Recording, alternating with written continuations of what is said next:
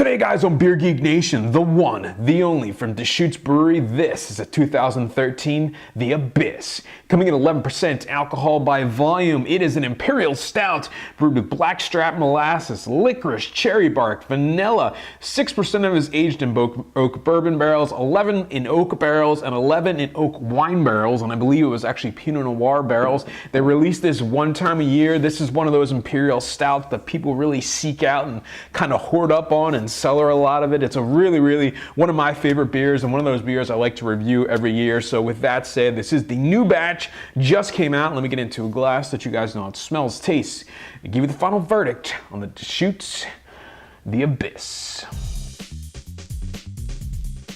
All right guys, so the aroma on the 2013 Abyss. Oh wow, dark chocolate, milk chocolate, cocoa, coffee, espresso flavors, big roasted barley, toasted coconut, oakiness, dark fruits, maybe some plum or cherry in there, a little bit of a smokiness. Just an awesome smelling beer. All right, got some of the taste on the Abyss. Cheers. Oh wow, yeah, right at the front of the tongue, big chocolate, milk chocolate, dark chocolate bitterness, some coffee bitterness in there as well. Middle of the mouth, this beer just explodes with chocolate, dark chocolate, pretty much every type of chocolate you can imagine in there. I get a chocolate covered raisin, a little bit of a cherry flavor, some vanilla, some oakiness, a slight touch of that toasted coconut flavor that you can get out of some different bourbon barrels. Definitely getting that oakiness in there, kind of a chocolatey tannin type of flavor.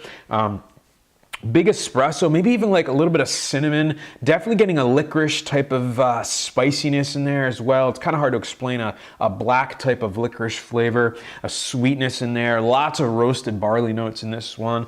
Actually, you know, the funny thing about this beer, it's got a pretty dry aftertaste. In the aftertaste, I'm getting more cocoa, dark chocolate, more of that vanilla, a little bit of vanilla sweetness, lots of coffee bitterness in the back of this one as well. It's just a very balanced beer at 11%. I have no idea where that 11% is hidden in this beer. It's just brewed so well. There's so much complexity to it. It's just a really awesome beer.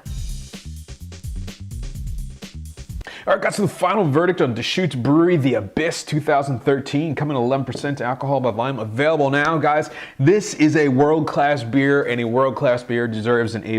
There's so much going on in this beer, and it all just works. You get that chocolate, you get the coffee, you get the amazing imperial stout base, and then adding in those different barrel components really kind of brings another whole nother level to this beer. You know, it's not the most barrel-forward beer, but the barrel character that is there just kind of accentuates the already really solid imperial stout.